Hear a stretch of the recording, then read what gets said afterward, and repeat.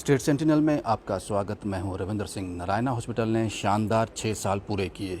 आज 6th anniversary है, उसी को लेकर एक प्रेस कॉन्फ्रेंस दिया गया। मेरे साथ हैं regional director Narayana health doctor Bali. Am I right sir? Commander Navneet Bali. Commander Navneet Bali. Doctor साहब, ये बताएं सबसे पहले कि इन 6 सालों का सफ़र कैसा रहा? जो ट्रस्ट था वो, इसमें कोई दो राय नहीं है कि जम्मू कश्मीर के लोगों का ट्रस्ट नारायणा ने जीता है। ये 6 साल कैसे रहे? मुझे लगता है कि आप सब लोगों की ब्लेसिंग्स से, जम्मू कश्मीर की पब्लिक की ब्लेसिंग से, माता रानी की कृपा से हमने ये 6 साल बड़ी ही एक शिद्दत के साथ और पूरे अपने कहते हैं ना दम लगा के अपनी तरफ से पूरे अच्छी तरह से लोगों का ट्रीटमेंट किया। बड़ा ही इंटरेस्टिंग, बड़ा ही एक कहते हैं ना जब आप एक अच्छा खाना खाते हैं तो एक तृप्ति कहते हैं हो गई है और अच्छा लग रहा है। हमें आज 6 साल कंप्लीट करने के बाद बहुत ही ज़्यादा अच्छा लग रहा है। हालांकि इम्प्रूवमेंट हमेशा जारी रहेगी। ये एक स्टॉप नहीं है, ये एक पड़ाव है आपकी आगे की जर्नी का।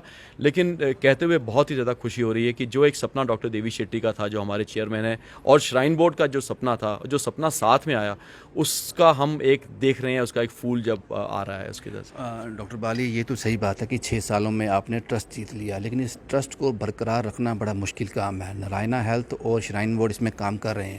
आप आने वाले दिनों में जब हम इसकी 12, 13, 14, 15 एनिवर्सरी मना रहे होंगे, तो क्या कुछ आप इसमें एडिशन चाहते हैं कि वो ट्रस्ट बना रहे?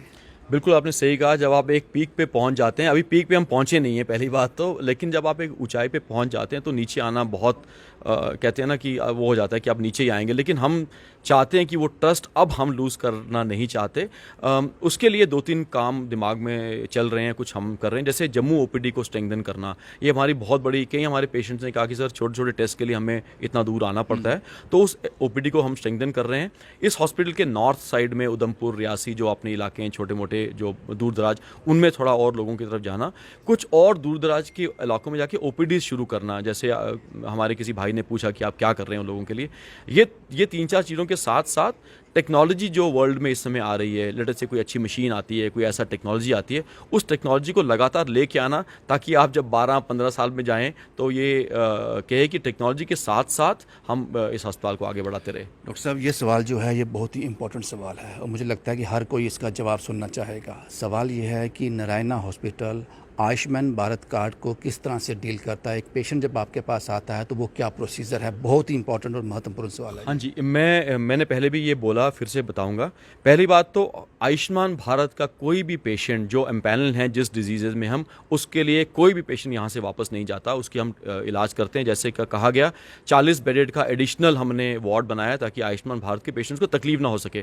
प्रोसीजर बहुत सिंपल है। जिस तरह से लोग इंश्योरेंस कार्ड का यूज़ करते हैं, आप वो कार्ड लेके जब आते हैं यहाँ पे, तो एक प्री ऑथराइजेशन के लिए एक रिक्वेस्ट जाती है, और प्री ऑथराइजेशन जब अप्रूव होके आता है, तब आपको कि आप अप्रूव्ड हो, तब आपका यहाँ पे एडमिशन होता है। तो ये समझना बहुत ज़रूरी है कि आप जब यहाँ पे आएँ तो आपने जैसे आयुष्मान भारत कार्ड लिया, आपका वहाँ डेटा एंटर हुआ और प्री ऑथराइजेशन चला गया। अब वो हॉस्पिटल के हाथ में कुछ नहीं है, वो है अब इंश्योरेंस कंपनी के हाथ में। देन जैसे ही आपका अप्रूव होके आ गया, कितना वक्त लगता है कि पेशेंट तो मुश्किल में होगा? देखिए, मैं वही बताता हूँ। इंश्योरेंस की किसी भी, चाहे बाय द वे ये आयुष्मान भारत के लिए ये लागू नहीं है, जितने भी इंश्योरेंस कंपनीज हैं, जितने भी टीपीएस हैं, उनमें कम से कम 4 से 6 घंटे लगते हैं कम से कम ऑथराइजेशन आने में। अपर लिमिट बता रहा हूँ, कई बार ज़्यादा भी लगते हैं बट कई बार कम भी लगते हैं। एक जनरल टाइम फ्रेम बताना मुश्किल होगा। एब्सोल्युटली। और एक और सवाल सर, ये सवाल आम जनता का रहेगा, ये सवाल मैं नहीं पूछ रहा हूँ, ये उन्हीं के सवाल हैं। आयुष्मान नारायणा हॉस्पिटल आयुष्मान भारत कार्ड में किस किस डिजीज़ को कवर करता है? देखिए, जैसे डॉक्टर गोपाल शर्मा ने कहा, न्यूरो साइंसेज को छोड़ के बाकी लगभग सारे डिजीज़ यहाँ पे कवर होते हैं।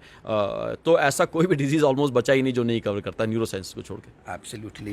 एक सवाल और, आपने प्रेस कॉन्फ्रेंस में कहा कि जो भी श्रद्धालु यहाँ आता है माता के दर्शन करने के लिए, अनफॉर्चुनेटली उनके साथ कुछ हैपनिंग हो जाती है, बीमार हो जाते हैं, किसी भी तरह का उनको प्रॉब्लम आती है, आपने कहा नारायणा उनके लिए बिल्कुल फ्री है। 100%। जैसे डॉक्टर गोपाल शर्मा ने कहा, जो ट्रैक के ऊपर जितने भी लोगों को कुछ ऐसी तकलीफ होती है, इस हॉस्पिटल में उनका इलाज कम्प्लीटली फ्री है। ये मैसेज हमारे लोगों के लिए नहीं, कि यहाँ पे श्रद्धालु तो पूरे देश से आते हैं, उनको ये पता होना चाहिए कि अगर ट्रैक के ऊपर कोई चोट लग जाती है, जैसे कुछ बात होती है, इस हॉस्पिटल में उनका इलाज फ्री है।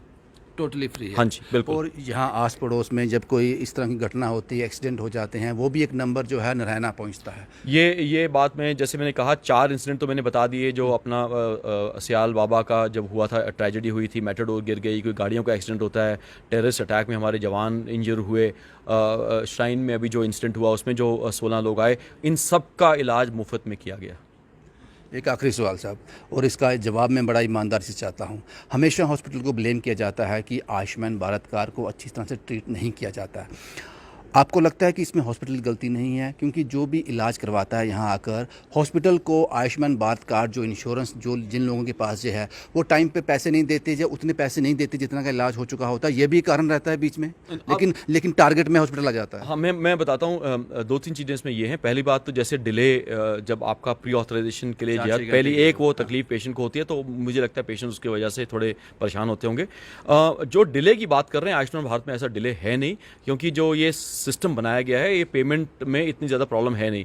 हाँ, मैं ये ज़रूर कहूँगा कि आनाकानी होती है। आनाकानी हमसे, अगर आजकल सब कुछ ऑनलाइन है तो आपने जब एक बार सबमिट कर दिया बिल, तो वो आना ही है, उसमें आनाकानी नहीं होती। गलत बात मैं नहीं कहूँगा, लेकिन ये बात ज़रूर है कि अगर आप चाहते हैं कि आयुष्मान भारत में कार्ड में आप यहाँ पे आएँ, और जो आपको, क्योंकि एक specific facilities Ayushman Bharat card के अंतर्गत मुहैया हैं आपको, कि आपका जनरल वार्ड होगा, आपकी ट्रीटमेंट ऐसी होगी, ट्रीटमेंट में कोई फ़र्क नहीं होगा, सर्जरी वैसी ही होगी, आपकी जो टेस्ट है वैसे ही होगा, लेकिन आपको जनरल वार्ड में रहना पड़ेगा। तो अगर कोई पेशेंट यहाँ पे आता है, वो उसको लगता है कि वो सिंगल वार्ड में रहे, वो प्राइवेट वार्ड में रहे, एंटरटेन किया जाएगा उनको। 100% किसी पेशेंट को यहाँ से वो नहीं किया जाएगा। मैंने कहा था आखिरी, लेकिन एक आखिरी और, अब लोगों को उम्मीद है नारायणा से, और इसमें कोई दो राय नहीं है कि one of the best hospital in J&K Narayana.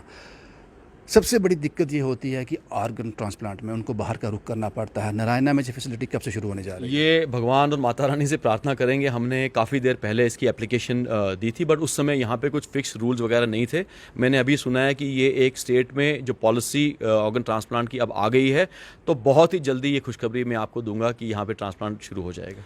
शुक्रिया डॉक्टर साहब हमसे बात करने के लिए। और सबसे बड़ी बात, नारायणा ने जो कहा अभी, ट्रैक पे जितने भी श्रद्धालु आते हैं, अनफॉर्चुनेटली अगर उनके साथ कोई मिस हैपनिंग हो जाती है, उनको कोई प्रॉब्लम हो जाती है, हार्ट अटैक, कुछ भी चीज़ें आती हैं, तो नारायणा उसके लिए यहाँ पे अवेलेबल है फ्री ऑफ कॉस्ट।